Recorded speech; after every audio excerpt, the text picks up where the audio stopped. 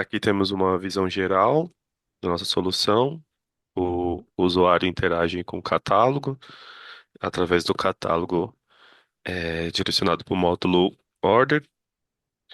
Após vai para o módulo de pagamento, que está integrado com o QR Code do Mercado Pago, tendo mais segurança e agilidade no pagamento. Após isso, é direcionado para o módulo de entrega, o delivery, e todos esses módulos eles estão conectados com microserviços e a persistência está no database no banco de dados do MySQL, que está hospedado, esses serviços estão hospedados na nuvem, na Azure.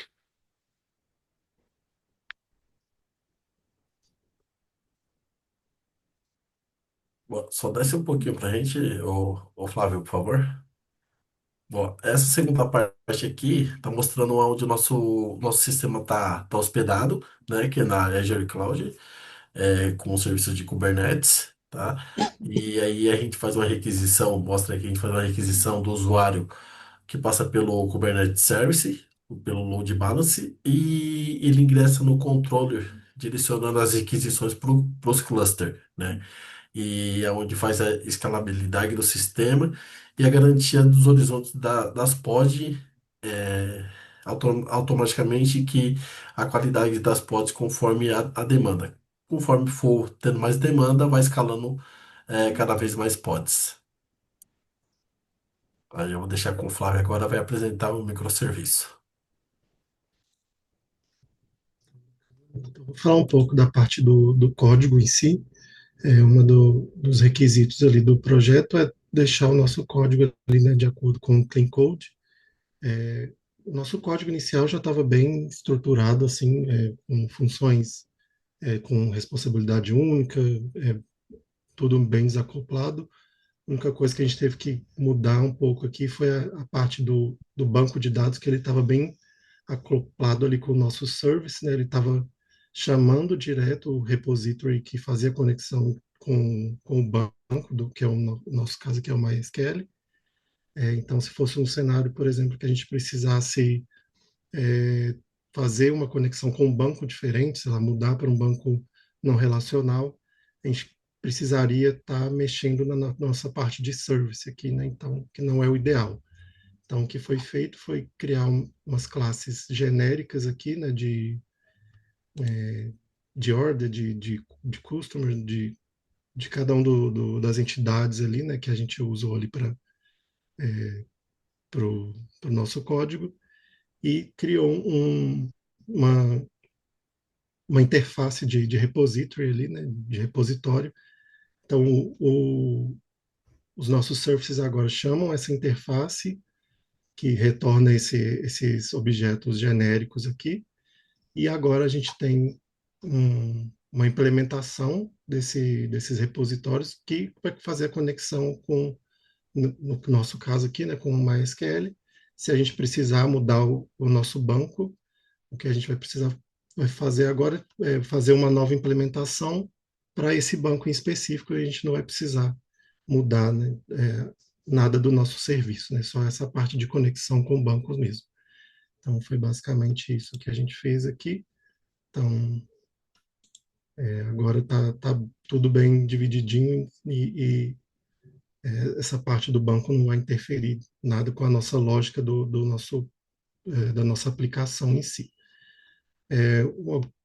Um outro requisito aqui, né, foi a nossa implementação, que tanto da parte de ordens aqui, né, de adicionar um endpoint novo aqui, que retorna somente as ordens ativas, né, que são as ordens que não estão em execução ainda, né, que estão em status ready, em produção e recebido. Então, e, ordens que estão em status finalizado ou cancelados, elas não aparecem aqui. E toda a nossa parte de pagamentos, né? Então, aqui também no Orders, né? Toda vez que a gente gera uma ordem, a gente já fez a implementação aqui, né? Para ele gerar um QR Code junto com o Mercado Pago, E também aqui tem um controller novo aqui, da parte de pagamentos, que tem um webhook aqui, né, que quando a gente configurou lá no Mercado Pago, para quando a gente receber qualquer notificação ali do Mercado Pago, através desse endpoint, a gente consegue validar lá se a ordem foi paga mesmo, né, qual que é o status da ordem lá, de acordo com o ID ali que foi gerado, que o Mercado Livre está enviando para a gente. E aqui também tem um outro endpoint que a gente consegue fazer isso independente desse webhook aqui, né? Então, vou mostrar aqui como é que ficou. Então, aqui, né, a gente tem o nosso endpoint de checkout. Então, a gente consegue criar uma ordem aqui, por exemplo. Então, cria aqui um usuário fictício aqui que eu já tinha criado anteriormente. Eu posso criar com esses dois produtos aqui, né? Então, vou mudar aqui. Então, com o produto, eu quero a quantidade do produto 3 e 5 do produto 2 quando eu executo aqui internamente. Agora ele está lá gerando essa ordem, ele está fazendo a solicitação ali, gerando o QR Code, então que ele bateu lá na API ali do Mercado Pago, gerou essa string aqui, né, que pode ser utilizado ali depois para gerar o QR Code, e ele também gera um ID desse pagamento, né, com o valor total. Então aqui ele gerou essa ordem com ID 8 no nosso banco, e agora se a gente buscar aqui no nosso banco, né, a gente consegue ver que essa ordem já está gerada lá. Ela é gerada com status é, esperando o pagamento. Então, a gente o pagamento aqui fica pendente, né? A partir do momento que ele for pago ali e a gente receber essa notificação ali no webhook, né? A gente vai alterar isso para pago e aqui para confirmado ali, né? O pagamento. Então aqui, mas aqui nesse momento, como essa ordem ela ainda está pendente de pagamento, né? Ela não aparece aqui nesse endpoint de ordens ativas. Aqui ela já está seguindo a regra que foi pedida, né? Primeiro, os pedidos com status ready, depois com em preparação e depois em pending, né? E isso também na ordem da mais antiga para a mais recente. Então, se a gente alterar, por exemplo, o status dessa ordem nova que a gente criou ali, né? 8 para recebido, quando a gente chamar o endpoint ali, né, de ordens ativas, essa ordem de número 8 tem que aparecer aqui agora. Então, aqui, como ela é a mais recente, ela vai ficar aqui no final. Então, aqui também a gente já tem o webhook aqui, né? Então, se eu pegar aqui uma ordem antiga, né, que a partir de um momento que, que passa um tempo, né, o próprio Mercado Pago vai, que é uma ordem não for paga ali, né, o Mercado Pago vai finalizar ali, né, esse pedido. Então, vamos simular, a gente consegue simular aqui esse cenário, né, de como se o Mercado Pago estivesse enviando para a gente aqui essa notificação do webhook. Então, aqui, nesse cenário aqui, ele não vai retornar nada, né, porque ele retorna nulo, porque é um webhook ali do Mercado Pago. Mas, se a gente chamar aqui esse endpoint, né, essa ordem que eu busquei aqui de número 7, ela vai ter que sumir daqui, porque ela, se a gente olhar aqui, né,